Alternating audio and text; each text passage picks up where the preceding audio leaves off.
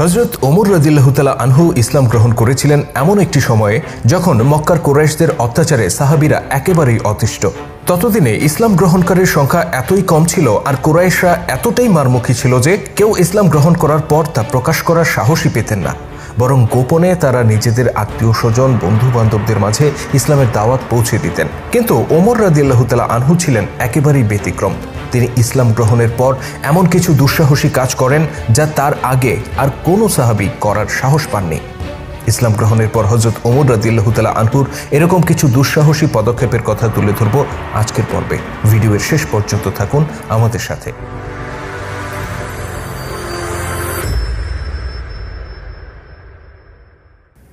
ধারণা করা হয় হযরত ওমর রাদিয়াল্লাহু তাআলা আনহু ছিলেন ইসলাম গ্রহণকারী 40তম ব্যক্তি।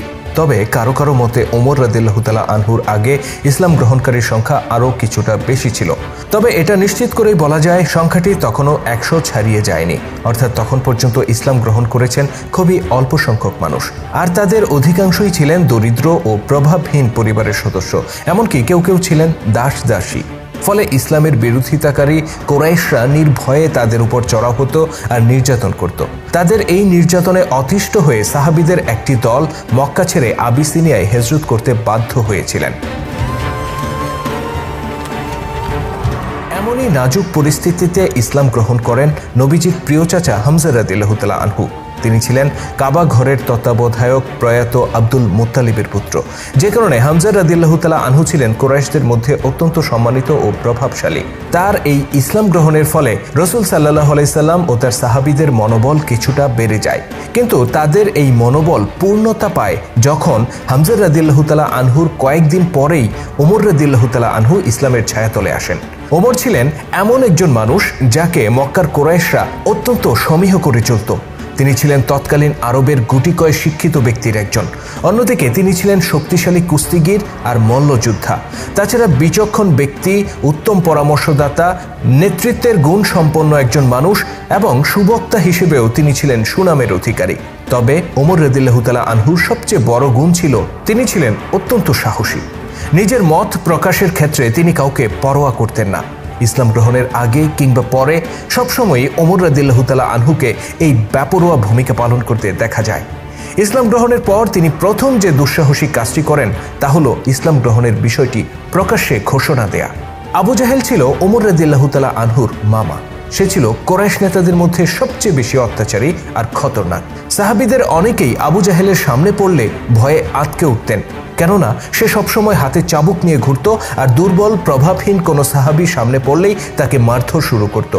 ইসলাম গ্রহণের কারণে সে অত্যাচার করতে করতে ইসলামের প্রথম শহীদ হযরত সুমাইয়া রাদিয়াল্লাহু তাআলা আনহা ও তার স্বামী ইয়াসির রাদিয়াল্লাহু তাআলা আনহুকে হত্যা করে ফেলেছিল। হযরত ওমর রাদিয়াল্লাহু তাআলা আনহু ইসলাম গ্রহণ করার পর সবার আগে সেই আবু জাহেলের ঘরে গিয়ে কড়া নাড়েন। আবু জাহেল দরজা খুলে ওমরকে অভিবাদন জানায়, কেননা সে ভাবে হয়তো গুরুত্বপূর্ণ কোনো বিষয় নিয়ে পরামর্শ করতে ওমর রাদিয়াল্লাহু তাআলা আনহু তার কাছে এসেছে। কিন্তু ওমর রাদিয়াল্লাহু তাআলা আনহু তার মুখের উপর বলেন, আপনি কি শুনেছেন আমি ইসলাম গ্রহণ করেছি? আবু জাহেল এই কথা শুনে তাজ্জব হয়ে যায়। সে যেন নিজের কানকেই বিশ্বাস করতে পারছিল না। অতঃপর ওমর রাদিয়াল্লাহু তাআলা আনহু আবার বলেন, আমি ইসলাম গ্রহণ করেছি, আপনি কি শুনেছেন? তার এই কথা শুনে আবু জাহেল রাগে গড়গড় করতে থাকে, কিন্তু ওমর রাদিয়াল্লাহু তাআলা আনহুর গায়ে হাত দেওয়ার মতো কলিজা তার ছিল না। এরপর বনু মাখজুমের গোত্রপতি ওয়ালিদের কাছে যান ওমর রাদিয়াল্লাহু তাআলা আনহু। ওয়ালিদ ছিল সেই ব্যক্তি যে বলেছিল, মক্কায় যদি কেউ নবী হওয়ার যোগ্যতা রাখে সেটা আমি ওয়ালিদ, আর কেউ নয়। এই ওয়ালিদ ছিল আল্লাহর তলোয়ার খালিদ বিন ওয়ালিদ রাদিয়াল্লাহু তাআলা আনহুর পিতা। অবশ্য খালিদ তখনও ইসলাম ধর্ম গ্রহণ করেননি। অত্যন্ত দুর্ধর্ষ একজন গোত্রপতি ছিল এই ওয়ালিদ। তার কাছে গিয়েও ওমর রাদিয়াল্লাহু তাআলা আনহু নির্ভয়ে বলেন, আমি ইসলাম গ্রহণ করেছি। আর ওয়ালিদও ওমর রাদিয়াল্লাহু তাআলা আনহুর সাথে কোনো দুর্ব্যবহার করার সাহস পায় না। অতঃপর ওমর রাদিয়াল্লাহু তাআলা আনহু একে একে অন্যান্য কুরাইশ নেতাদের কাছে যান। কেউ কেউ তার উপর চড়াও হলে তিনি রুখে দাঁড়ান। আর এভাবে মক্কার রাস্তায় রাস্তায় ঘুরে তিনি নিজেই সবাইকে জানিয়ে দেন এখন থেকে তিনি রাসূলের সঙ্গী। আর এই কাজটি তিনি করেছিলেন সম্পূর্ণ একা। এ সময় তার নিরাপত্তার জন্য কোনো সাহাবী তার সাথে উপস্থিত ছিলেন না। মক্কা নগরীর মতো বিপজ্জনক জায়গায়, যেখানে স্বয়ং রাসূল সাল্লাল্লাহু আলাইহি সাল্লামকে সাহাবীরা পাহারা দিয়ে রাখতেন, কেননা যে কোনো সময় তার উপর হামলার আশঙ্কা ছিল, যেখানে রাস্তাঘাটে যখন তখন সাহাবীদের উপর হামলা হতো, সেখানে এইভাবে প্রকাশ্যে রাস্তায় ঘুরে ঘুরে নিজের ইসলাম গ্রহণের কথা সবাইকে জানান দেয়া, এটা ওমর রাদিয়াল্লাহু তাআলা আনহু ছাড়া অন্য কারো পক্ষে এক কথায় অসম্ভব ছিল। ইসলাম গ্রহণের পর ওমর রাদিয়াল্লাহু তাআলা আনহু দ্বিতীয় যে দুঃসাহসী কাজটি করেন তা হলো কাবা ঘরে প্রবেশ করে নামাজ আদায় করা। পবিত্র কাবা ঘর তখন ছিল মুশরিকদের নিয়ন্ত্রণে। তারা সেখানে ঈমানদার ব্যক্তিদেরকে প্রবেশ করতেই দিত না। এমনকি আল্লাহর নবী হযরত মুহাম্মদ সাল্লাল্লাহু আলাইহি সাল্লামকেও তারা সেখানে প্রবেশ করতে দিত না। অথচ নবীজির দাদা ও চাচারা ছিলেন এই কাবা ঘর ও জমজম কূপের তত্ত্বাবধায়ক। ওমর রাদিয়াল্লাহু তাআলা আনহু ইসলাম গ্রহণ করার পরপরই রাসূল সাল্লাল্লাহু আলাইহি সাল্লামের কাছে গিয়ে প্রকাশ্যে কাবা ঘরে প্রবেশ করে নামাজ আদায়ের অনুমতি চাইলেন। তিনি বললেন, হে রাসূলুল্লাহ, আমরা আর কতদিন এভাবে লুকিয়ে থাকব? আপনি আমাদেরকে অনুমতি দিন, আমরা তাদের সবার সামনে দিয়ে কাবা ঘরে গিয়ে নামাজ আদায় করব। আল্লাহ নবী হযরত ওমরের এই সাহসিকতায় মুগ্ধ হন এবং অনুমতি প্রদান করেন। অতঃপর এগিয়ে আসেন হামজা রাদিয়াল্লাহু তাআলা আনহু সহ অন্যান্য সাহাবীরা। এ সময় তারা নির্ভয়ে কলেমার স্লোগান দিতে দিতে কাবার দিকে এগিয়ে যান। মক্কার মুশরিকদের কাছে এই দৃশ্য ছিল একেবারেই অভাবনীয়, কেননা আজকের দিনের আগ পর্যন্ত মুহাম্মদ সাল্লাল্লাহু আলাইহি সাল্লাম এর অনুসারীদেরকে এভাবে প্রকাশ্যে মিছিল করে সবাইকে জানান দিয়ে রাস্তায় বের হওয়া, এমনকি কাবা ঘরে প্রবেশ করা, এটা ছিল অকল্পনীয়। যে মুসলিমরা এতদিন ভীত ছিল, আজকে তাদের চেহারায় এতটুকু ভয়ের ছাপ নেই। এই আমূল পরিবর্তনের পেছনে একদিকে ছিল আল্লাহ পাকের উপর ভরসা, অন্যদিকে ছিল ইসলামের ছায়াতলে হামজা রাদিয়াল্লাহু তাআলা আনহু ও ওমর রাদিয়াল্লাহু তাআলা আনহুর আগমন। এই দুই সিংহ পুরুষ যখন সাহাবীদের প্রথম সারিতে থেকে নেতৃত্ব দিয়ে এগিয়ে যাচ্ছিলেন, তখন কুরাইশরা তাদের উপর হামলা করবে সেই দুঃসাহস তাদের হয়ে ওঠে না। অবশ্য তারা কিছুটা সমস্যা তৈরি করার চেষ্টা করেছিল, তবে সেটা ধোপে টিকেনি। হযরত ওমর রাদিয়াল্লাহু তাআলা আনহু আরেকটি দুঃসাহসী কাজ করেছিলেন মক্কা ছেড়ে মদিনায় হিজরত করার সময়। রাসূলের চাচা আবু তালেব মারা যাওয়ার পর মক্কায় মুসলিমদের উপর নির্যাতন আরও বেড়ে যায়। ওমর রাদিয়াল্লাহু তাআলা আনহুর মতো প্রভাবশালী ব্যক্তিরা নিরাপদ থাকলেও গরিব ও প্রভাবহীন সাহাবীদের অবস্থা ছিল একেবারেই নাজুক। অন্যদিকে মদিনাবাসী আল্লাহর নবীকে মদিনায় চলে যাওয়ার আহ্বান জানায়। তারা ইসলামকে আলিঙ্গন করে নেয়ার প্রতিশ্রুতি দেয়। রাসূল সাল্লাল্লাহু আলাইহি সাল্লাম নিজেও এমন একটা ভূখণ্ড চাচ্ছিলেন যেখানে নির্বিঘ্নে ইসলাম প্রচার করতে পারবেন। এই অবস্থায় তিনি সাহাবীদেরকে মদিনায় হিজরত করার নির্দেশ দেন।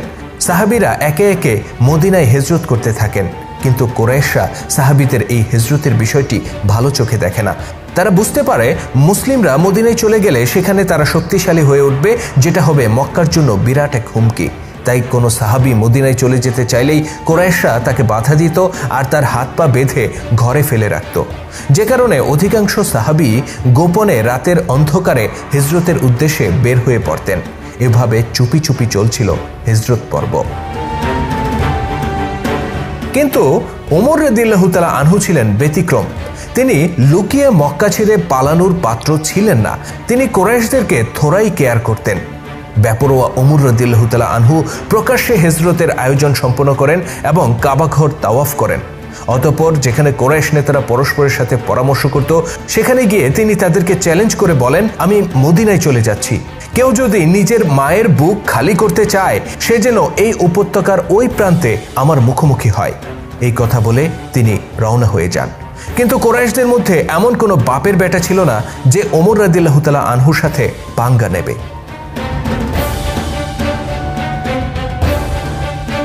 শুধু দর্শক, হযরত ওমর রাদিয়াল্লাহু তাআলা আনহু ছিলেন ইসলামের একজন মহান ব্যক্তিত্ব। ইসলাম গ্রহণের পর থেকে মৃত্যুর আগ পর্যন্ত আল্লাহর দ্বীন প্রতিষ্ঠা করার জন্য তিনি নিরবচ্ছিন্নভাবে সংগ্রাম করে গিয়েছেন। তার এই সংগ্রামী জীবনের বিভিন্ন দিক নিয়ে ইনশাআল্লাহ আমরা আলোচনা করব ধারাবাহিকভাবে। নিয়মিত আপডেট পেতে সাবস্ক্রাইব করুন আমাদের চ্যানেলে এবং ক্লিক করুন পাশে থাকা বেল আইকনে। আর আজকের পর্বটি কেমন ছিল কমেন্ট করে জানাতে ভুলবেন না।